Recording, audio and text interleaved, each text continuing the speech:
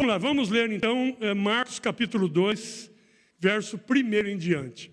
Evangelho de Marcos capítulo 2, verso 1 diz assim: Depois disso, entrou Jesus de novo em Cafarnaum, e logo ocorreu que ele estava em casa. Muitos afluíram para ali, tantos que nem mesmo junto à porta eles achavam lugar. E anunciava-lhes a palavra. Alguns foram ter com ele, conduzindo um paralítico levado por 4 homens. E não podendo aproximar-se por causa da multidão, descobriram o eirado, o telhado, no ponto correspondente em que ele estava. E fazendo uma abertura, baixaram o leito em que jazia o doente. Olha essa expressão aqui, né? Vendo-lhes, está falando de Jesus, vendo-lhes a fé, Jesus disse ao paralítico: Filho, os teus pecados estão perdoados. Mas alguns dos escribas estavam assentados ali e arrazoavam, pensavam no seu coração: por que fala desse modo? Isto é blasfêmia. Quem pode perdoar pecados, senão um que é Deus? E Jesus, percebendo logo por seu espírito que eles assim arrazoavam, disse-lhes: Por que arrazoais sobre essas coisas em vosso coração? Qual é mais fácil, dizer ao paralítico: estão perdoados os teus pecados? Ou dizer: levanta-te, toma o teu leito e anda? Ora, para que saibais que o Filho do Homem tem poder sobre a terra autoridade para perdoar pecados, disse ao paralítico: eu te mando, levanta-te, toma o teu leito e vai para a tua casa. Então ele se levantou e no mesmo instante, tomando o leito, retirou-se à vista de todos, a ponto de se admirarem todos e darem glória a Deus, dizendo: jamais vimos coisa assim. Querido Pai Celestial, aqui está a Tua palavra, e a Tua palavra, essa verdade absoluta, em que nós vamos compartilhar agora. Fala ao nosso coração, ajuda-nos, ó Deus, a não só ouvirmos essa palavra, mas praticarmos, porque Tiago diz que a gente não deve ser apenas ouvinte, mas praticante. Nos dá graça, estamos iniciando uma nova semana, e que nós possamos ter muito êxito e a bênção do Senhor, mesmo nas decisões difíceis que, quem sabe, muitos de nós tenhamos que tomar essa semana, situações para resolver, mas a Tua presença, a Tua graça, a Tua palavra, o Teu direcionamento na nossa vida nos ajuda a ter uma semana vitoriosa. Nós estamos encerrando hoje, Pai, essa campanha tão linda, aliança com Deus, e hoje queremos falar um pouco sobre a aliança entre os homens, aliança de pessoas, de amizade, porque a amizade é muito linda, e Jesus disse que nós deveríamos granjear amigos. Fala conosco, traz palavra revelada, palavra de sabedoria, de confronto, de consolo, de conforto, toda a edificação, tudo aquilo que o Senhor tem que fazer na nossa vida nessa noite, mais uma vez em nome de Jesus, e todos digam amém. Meus irmãos, existe uma definição, existem muitas definições, né, de amigo, que é muito importante, mas existe uma interessante que diz que amigo é aquele que fica quando todo mundo já foi embora. Eu queria que você hoje pensasse um pouco quantos amigos você tem. Nós temos colegas, né? Hoje de manhã eu falei aqui que eu tenho um Facebook lotado. Teve um tempo aí que ficavam pedindo, eu montei outro Facebook para granjear tanta gente. Eu falei: meu Deus, quanto amigo eu tenho. Mas a verdade é que esse negócio não funciona, né? Só Facebook. E a nossa mãe, né, nossos avós, eles diziam para nós assim: filho, amigo se conta na palma da mão. Lembra disso? Não sei quem é desse tempo aí. Porque não é muito fácil ter amigos mesmo. Nós temos colegas, companheiros, pessoas, nós temos conhecidos, mas só pensa aí, analisa aí no seu coração, se você precisasse de um amigo amanhã, quem seria a pessoa que você ia chamar? E todos nós temos, graças a Deus, né, dona? Sua mãe está bem, né? Estamos orando por ela. Glória a Deus, está Tudo bem, estou feliz, viu, Doni? Não dá para conversar com você fora, conversa aqui, né? E, irmãos, todos nós temos amigos. Nós temos pessoas que a gente sabe que se a gente precisar vai estar lá. Mas lógico que são raros, né? São raros. E nós estamos vivendo uma época que isso está piorando, ou seja, está diminuindo. Já são poucos os amigos, mas eles estão diminuindo. Porque hoje tem muita amizade no celular. Então hoje se conversa com o mundo, você fica amigo do árabe. Às vezes eu vejo pedido de amizade de árabe lá, não sei se é porque eu andei naquelas terras várias vezes. Você não imagina, nem vou ter, como é que eu nem sei falar com ele, como é que eu vou virar amigo do cara, né? Então hoje tem muita amizade aí virtual. Mas quantos amigos de verdade você tem? Teve uma guerra, e nessa guerra um grupo estava perdendo a guerra, estava sendo muito fortemente atacados, e o capitão, o comandante, chamou eles, estou olhando para o capitão ali, né? E chamou eles e disse assim: olha, nós vamos recuar, agora não é hora de avançar, nós estamos perdendo a guerra, vamos voltar para o acampamento, vamos ficar quieto aqui, criar estratégia, e nós vamos de novo para o campo com mais estratégia, mas agora não. E quando fez isso, falou assim: não sai ninguém daqui, todo mundo aqui, eu não quero perder mais nenhum soldado. E aí um soldado olhou para o capitão e falou: cadê fulano de tal? Ele disse: ele não está aqui, ou está morto, ele está chegando. Aí o amigo disse assim: não, mas eu preciso ir atrás dele, é meu amigo, uma pessoa muito querida, nós somos amigos. O capitão disse: você está proibido, daqui você não sai, é uma ordem, fica aqui, não sai, ninguém sai daqui. A hora que o capitão saiu um pouquinho para resolver alguma coisa, o soldado foi embora para o meio do mato. E depois de uns 40 minutos, uma hora, ele chega carregando o amigo nos ombros. O capitão ficou muito bravo. E o pior não é isso, é que ele chegou com o amigo morto. E quando ele colocou o amigo ali, o capitão falou tudo. Você imagina um capitão bravo, comandante, que deu uma ordem e foi desobedecido. Jogou em cima do soldado. Quando ele terminou de falar, o soldado disse assim: capitão, com licença. Quando eu cheguei lá, ele ainda estava vivo. Quando ele me viu, ele disse a seguinte palavra: eu sabia que você viria. Isso é amigo. Então esse é o tipo de amizade, de aliança que nós estamos falando hoje. Porque nós falamos de várias alianças aqui, especialmente a aliança com Deus. Mas nós precisamos de amigos, irmãos. Todos nós precisamos de amigos. Porque esses amigos vão ser bênção na nossa vida a hora que a gente precisar. Então nós temos que batalhar para fazer amigos, porque nunca sabemos o dia da manhã. Quem é que nós vamos precisar? Esse texto aqui fala desses 4 amigos. Pode ser que esse homem aqui tinha mais amigos, mas o texto fala de 4 amigos. 4 amigos carregando esse paralítico. E uma das coisas que o amigo quando ele deseja fazer algo e ajudar, o amigo é determinado. Tanto é que o texto mostra que eles estavam determinados.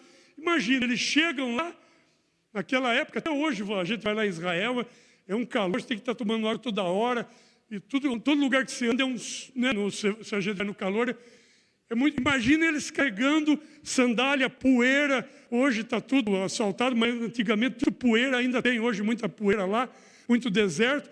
E chegam cansados, a casa está lotada. A Bíblia diz que não tinha como entrar pelas portas, pelas janelas, estava tudo abarrotado. Muita gente curiosa queria ouvir Jesus, e Jesus lá no meio da sala, ensinando. Isso é coisa que a gente cria no coração. Eu imagino que ele pode ter dito assim para os amigos: olha, eu descobri que vocês são meus amigos mesmo. Olha, vocês me trouxeram aqui com esse sol, com esse calor. Mas não dá, hoje não dá para entrar aqui, porque Jesus está muito lotado a casa. Vamos deixar para outro dia. E aí entra determinação. Os amigos, se não fossem tão amigos, disseram: não, verdade, hoje não vai dar, não vamos deixar. Não, os amigos, não. Nós te trouxemos aqui. Eu não sei como, mas nós vamos te colocar aos pés de Jesus. Uma das coisas do amigo é que o amigo quer levar o outro até Jesus. É que quer colocar o outro perto da verdade. E aí um já corre buscar uma corda, o outro vai buscar uma escada, e vão se virar, e de repente Jesus está falando e começa a cair pó. Né? Só pode ser nós Andamos lá, né, filhão? Todo lugar que você vê é casa com pedra. Começou a cair pó e tudo para. E, de repente, um homem começa a ser baixado por um leito no meio da sala e chega até os pés de Jesus. Parou aquele momento. É interessante isso, né? Os amigos chegam a parar a história, né? Parar situações para socorrer alguém. E quando coloca... Irmãos, olhe bem para o texto, que às vezes a gente não para pensar, observar esse texto. O texto não diz que olhando para o paralítico diz perdoados estão os teus pecados. O texto diz que olhando para eles. Jesus olhando para os amigos do paralítico, vendo-lhes a fé. Quando você tiver que trouxer um amigo, trazer um amigo, quem sabe domingo que vem, se o amigo não tiver fé, traga pela sua fé.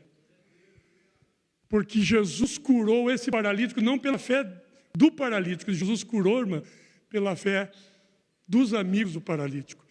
Então, o amigo é alguém determinado, o amigo é alguém que acredita. Tanto é que o texto é usado assim, vendo a fé deles.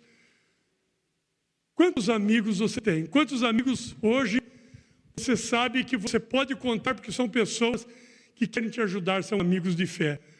E mesmo aqueles que estão lá fora, que ainda não chegaram até Jesus, mas você sabe que eles respeitam a sua fé, respeitam a sua religião, e são amigos que a hora que você precisar pode contar. Tem uma outra história de amigos, eu quero falar de alguns amigos hoje aqui. Vamos para 1 Samuel, primeiro livro, não é primeira porque não é carta, é primeiro livro de Samuel, capítulo 18, versos 3 e 4. Primeiro livro de Samuel fala sobre Davi e Jonatas. Jonatas, filho de Saul. O texto diz assim, Jonatas e Davi fizeram o quê, irmãos? A aliança. Porque Jonatas o amava como a sua própria alma. E aí o verso 4 diz assim, despojou-se Jonatas da capa que vestia e a deu a Davi, como também a armadura, inclusive a espada, o arco e o cinto. Segura para mim, por favor, esse verso aí, porque eu quero falar um pouco sobre isso. Essa aqui é uma das amizades lindas que a Bíblia mostra, e nesse caso aqui, nós temos nessa amizade alguns objetos, porque Jonatas quis ajudar Davi, dando para ele toda a armadura que ele usava no momento, porque entendia a prioridade do amigo que precisava dessa armadura. E o texto fala que a primeira coisa que dá para o amigo é a capa. Ele pega a capa que está usando, passa para o amigo. Irmãos, capa é proteção. Capa é segurança. Capa é algo que, cobertura, é algo que protege. Nós vamos iniciar essa campanha da proteção semana que vem, né? Mas já estamos falando sobre ela. A capa protege. A capa dá segurança. A capa, ela dá cobertura. E ele estava entendendo assim, eu quero cobrir você, eu quero proteger você. Existem na Bíblia várias histórias, mas eu quero lembrar de uma delas. Quando Noé bebe lá da vinha, depois que ele desce lá do dilúvio, sai lá da arca, ele planta uma vinha, bebe demais, se embriaga, e aí a Bíblia diz que ele fica nu, ele fica pelado lá no meio da sala, em algum lugar da casa, e um dos filhos sai e diz assim, ó, o pai está pelado lá, já conta para todo mundo, quem sabe já dá risada, já zomba do pai. Mas tem dois amigos, aliás, dois filhos, que o Sem e o Jafé, o texto diz que eles pegam uma capa e vão de costas, sem olhar para a nudez do pai, e cobre o pai. E o pai, outro dia, fica sabendo de toda a história e acaba amaldiçoando o filho que contou da... Por quê, irmãos? Porque capa é proteção. Queridos, em todo lugar nós devemos proteger, né? Os amigos precisam ser protegidos. Se alguém vir falar daquele amigo para você, a hora que começar a falar, não. Você quer conversar comigo sobre outra coisa, mas não fale, porque o Luiz Fernando é meu amigo. E eu não vou aceitar que você fale, porque ele é meu amigo. O amigo protege, irmão. O amigo coloca a capa. O amigo não diz assim, poxa, Denil, você é meu amigo, mas, nossa, ele está fazendo toda essa barbaridade mesmo? Não, o amigo já corta o assunto. Em nome de Jesus, que nós possamos ser pessoas com capa para os nossos amigos.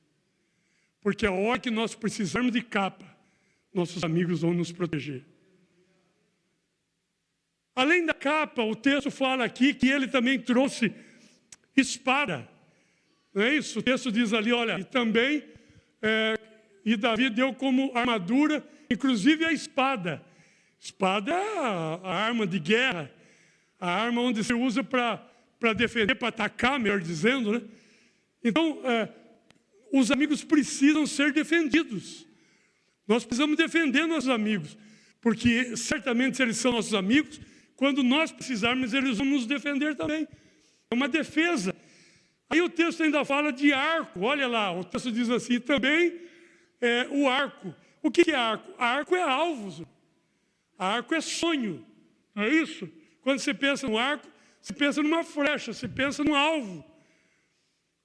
Muitos dos nossos amigos, eles vão precisar de nós, Drauzio, às vezes, porque eles vão estar desanimados. E aí é hora de você dizer assim, não, Drauzio, o que é isso? Levante a cabeça. Você era um homem sonhador, você era uma mulher sonhadora, você tinha alvos, você tinha projeto, vai baixar a cabeça agora? Amigo mostra alvo, mostra sonho, mostra projeto. Irmão, na minha vida, na sua vida, os sonhos às vezes morrem. Nós começamos a sonhar pela nossa ideologia, nossos pensamentos de mudar o mundo. E aí, com as batalhas da vida, as situações da vida, o sonho vai morrendo. E às vezes chega uma hora que você acha que não vai acontecer mais, mas é aí que aparece o amigo e reaviva o sonho, e renova o sonho, e diz, você já sonhou, meu amigo, você já sonhou, minha amiga, você já teve projeto, não é agora que você vai desistir, ergue a cabeça, porque você tem alvo.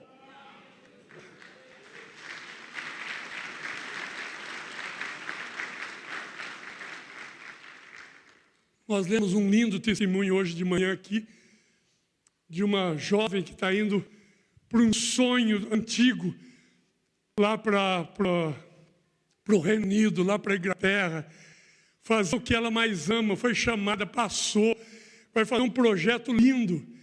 E ela não disse o nome, mas depois que terminou aqui, ela veio falar comigo. Que alegria! Falei, filha, que coisa linda, embarca semana que vem.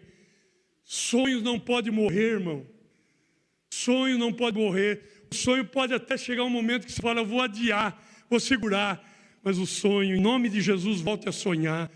Se você parou, volte a sonhar.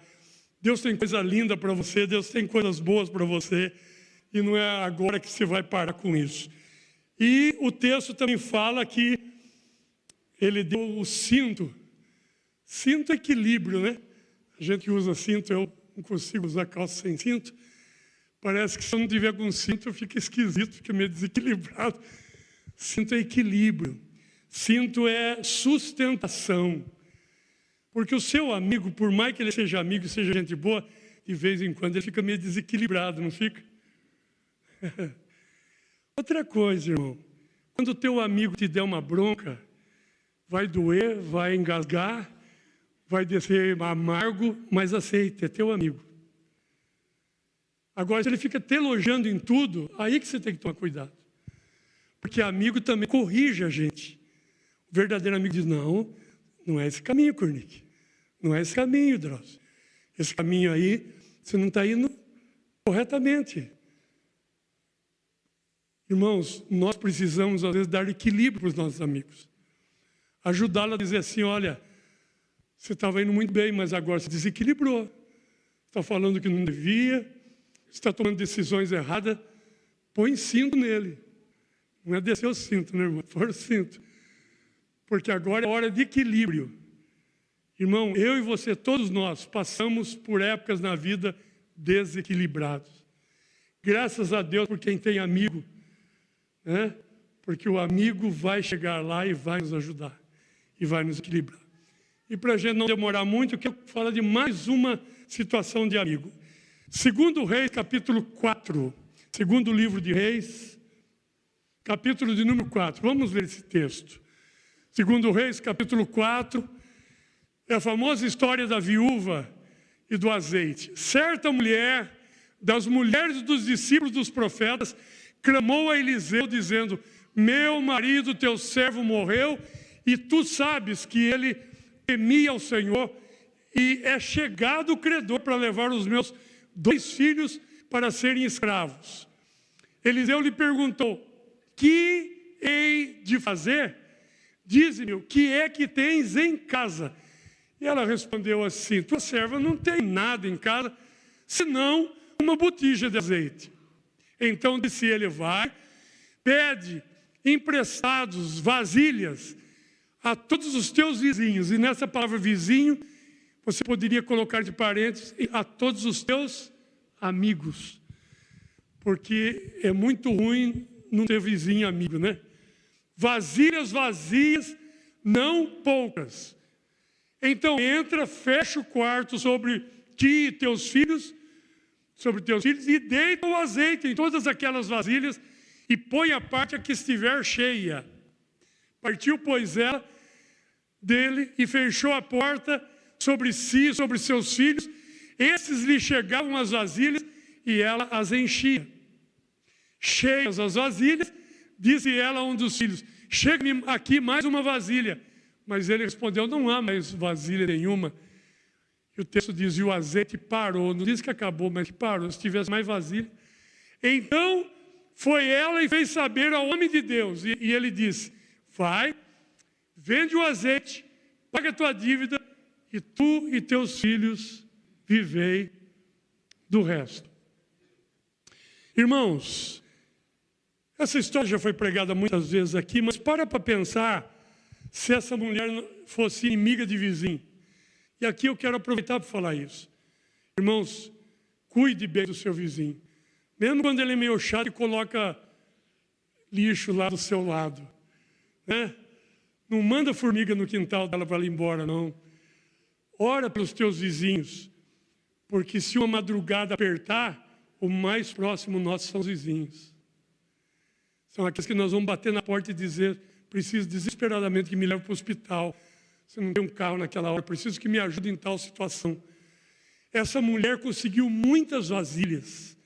Então isso quer dizer que ela tinha muitas amigas, que as vizinhas eram amigas. Onde ela chegava, a mulher dizia: não, com prazer, pode escolher aí a botija, o caldeirão, a bacia, o que você precisar preencher.